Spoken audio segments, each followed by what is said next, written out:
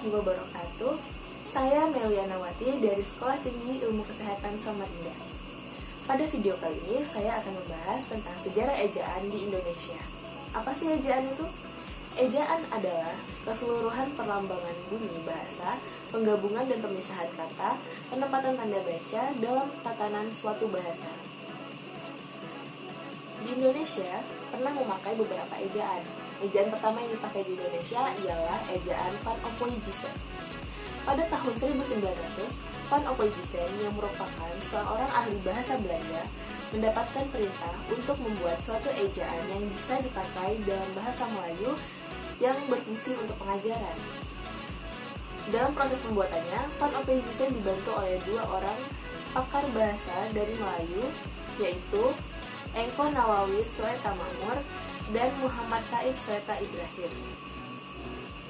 Dengan menggabungkan dasar-dasar ejaan Latin dan Belanda, Van Oppoyjisen dan teman-teman berhasil membuat ejaan Melayu yang biasa disebut dengan ejaan Van Oppoyjisen. Ejaan Van Oppoyjisen digunakan pada tahun 1901 selama kurang lebih 46 tahun.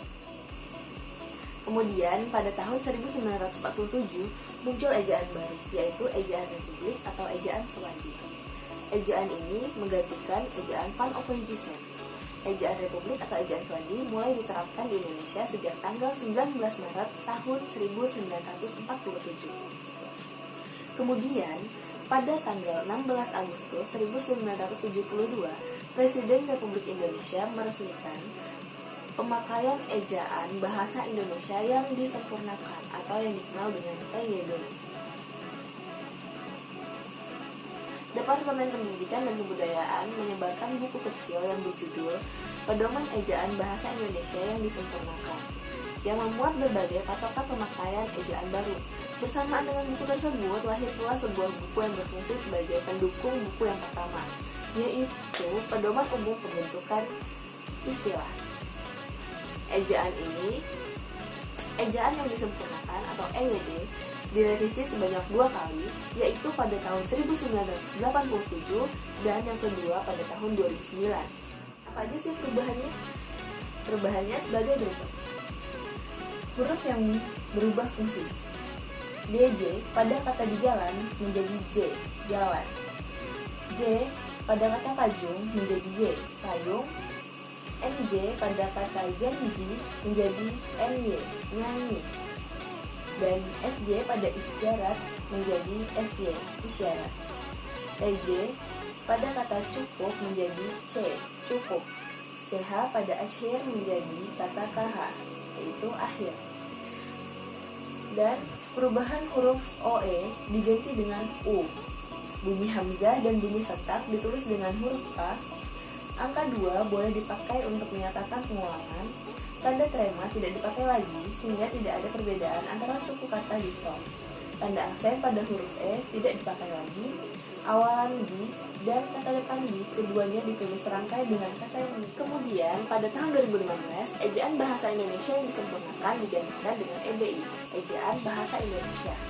Ejaan bahasa Indonesia mulai digunakan di Indonesia sejak ditetapkan oleh Permendikbud Nomor 50 Tahun 2015 tentang Pedoman Umum Ejaan Bahasa Indonesia. Pedoman Umum Ejaan Bahasa Indonesia diterbitkan tahun 2016. Apa aja sih perubahan dari EYD dan EBI? Yaitu yang pertama, resminya penggunaan huruf yang sebelumnya belum resmi, seperti pemakaian huruf F pada kata maaf, pemakaian huruf V pada kata universitas, dan pemakaian huruf Z pada kata lezat. Huruf yang dipakai dalam ilmu eksakta adalah huruf Q dalam rumus AB sama dengan PQ dan pemakaian huruf X dalam sinar X. Perbedaan EYD dan EBI. EYD huruf diftong hanya 3, AI, AU, dan OI. Sedangkan pada EBI, huruf diftong ditambahkan satu lagi yaitu EI. Pada EYD tidak diatur bahwa huruf kapital digunakan untuk menulis unsur julukan, hanya menuliskan nama orang. Pada EBI, unsur julukan diatur dengan huruf awalan kapital. Pada EYD, fungsi huruf tebal ada 3, menuliskan judul buku, bab atau semacamnya, mengkhususkan huruf, dan menuliskan tema atau sublema dalam kamus. Sedangkan pada EBI, fungsi ketiga dihapus. Saya juga akan baca beberapa pedoman ejaan yang ada di PUED, Pedoman Umum Ejaan Bahasa Indonesia. Yang pertama, penggunaan huruf kapital. Huruf kapital dipakai sebagai huruf pertama awal kalimat. Misalnya seperti huruf A pada kata atau maksudnya. Yang kedua, pemakaian huruf kapital digunakan pada huruf pertama unsur nama orang termasuk julukan. Misalnya Amir Hamzah dan Jenderal Tan Shin. Tetapi, huruf kapital tidak dipakai sebagai huruf pertama nama orang yang merupakan nama jenis atau nama satuan ukuran. Misalnya, ikan mujair dan 5 ampere. Huruf kapital tidak dipakai untuk menuliskan huruf pertama kata bermakna anak dari, seperti bin, binti, boru, fan, dan huruf pertama kata tugas. Misalnya seperti Siti Fatimah binti Salim. Yang ketiga, huruf kapital dipakai pada awal kalimat dalam petikan langsung. Misalnya seperti mereka berhasil meraih medali emas, katanya. Yang keempat, huruf kapital dipakai sebagai huruf pertama setiap kata nama agama, kitab suci, dan Tuhan, termasuk sebutan dan kata ganti untuk Tuhan. Misalnya, Islam, Kristen, Hindu, Al-Quran, Alkitab, Weda, Allah, Tuhan. Contoh kalimatnya, Allah akan menunjukkan jalan kepada hambanya. Yang kelima, huruf kapital dipakai sebagai huruf pertama unsur nama gelar, kehormatan, keturunan, keagamaan, dan akademik yang diikuti nama orang, termasuk gelar akademik yang mengikuti nama orang. Misalnya Sultan Hasanuddin, Dr. Muhammad Hatta. Huruf kapital dipakai sebagai huruf pertama unsur nama gelar, kehormatan, keturunan, keagamaan, profesi, serta nama jabatan dan kepangkatan yang dipakai sebagai sapaan. Misalnya, selamat datang Yang Mulia, selamat pagi dokter. Yang keenam, huruf kapital dipakai sebagai huruf pertama unsur nama jabatan dan pangkat yang diikuti nama orang atau yang dipakai sebagai pengganti nama orang tertentu, nama instansi, atau nama tempat. Misalnya, Wakil Presiden Adam Malik, Laksamana Muda Udara Hussein Sastra Negara. Yang ketujuh, huruf kapital dipakai sebagai huruf pertama nama bangsa, suku bangsa, dan bahasa. Misalnya, bangsa Indonesia, suku Dani, bahasa Jawa. 8. Huruf kapital dipakai sebagai huruf pertama nama tahun, bulan, hari, hari besar, dan hari raya. Misalnya, tahun Hijriah, tarikh Masehi, hari Galungan, hari Natal. Huruf kapital dipakai sebagai huruf pertama unsur nama peristiwa sejarah, seperti Konferensi Asia Afrika, Proklamasi Kemerdekaan Indonesia.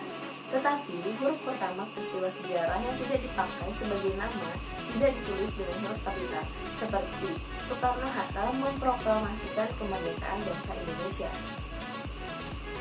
Yang kesembilan, huruf kapital dipakai sebagai huruf pertama unsur nama geografi, seperti Jakarta, Amerika, Jawa Tengah, Lembah Gilir, Sungai Musi. Tetapi, huruf pertama nama geografi yang bukan nama diri tidak ditulis dengan huruf kapital. Misalnya, berlayar ke Teluk, menyeberangi selat. Huruf pertama nama diri geografi yang tidak dipakai sebagai nama jenis tidak ditulis dengan huruf kapital.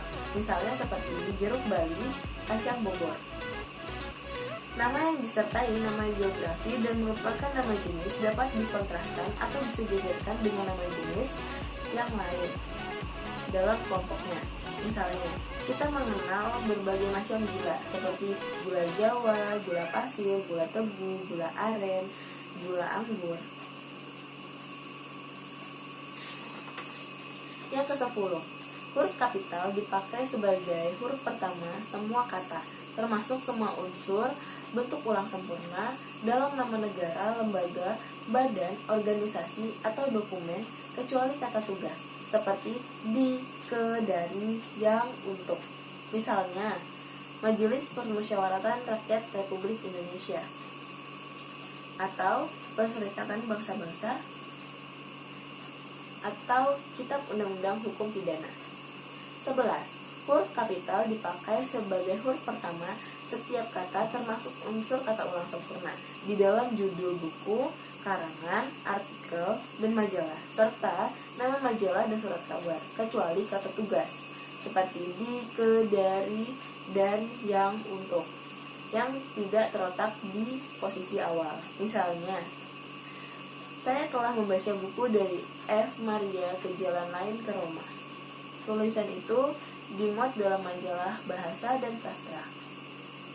Nomor 12. Huruf kapital dipakai sebagai huruf pertama unsur singkatan nama gelar, pangkat, atau sapaan. SH, Sarjana Hukum. S.K.M. Sarjana Kesehatan Masyarakat. DG. Daeng. 13. Huruf kapital dipakai sebagai huruf pertama kata penunjuk hubungan kekerabatan seperti bapak, ibu, kakak, adik, dan paman, serta kata atau ungkapan lain yang dipakai dalam penyapaan atau pengacuan. Misalnya, hai kutu buku, sedang membaca apa?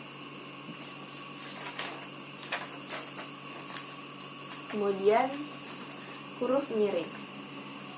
Huruf miring dipakai untuk menuliskan judul buku, nama majalah, atau nama surat kabar yang dikutip dalam tulisan, termasuk dalam daftar pustaka. Misalnya, saya sudah membaca buku Salah Asuhan karangan Abdul Muiz. Yang kedua, huruf miring dipakai untuk menegaskan atau mengkhususkan huruf bagian kata-kata atau kelompok kata dalam kalimat. Misalnya, huruf terakhir pada kata abad. Sekian video dari saya. Kurang dan lebihnya mohon maaf. Semoga bermanfaat. Assalamualaikum warahmatullahi wabarakatuh.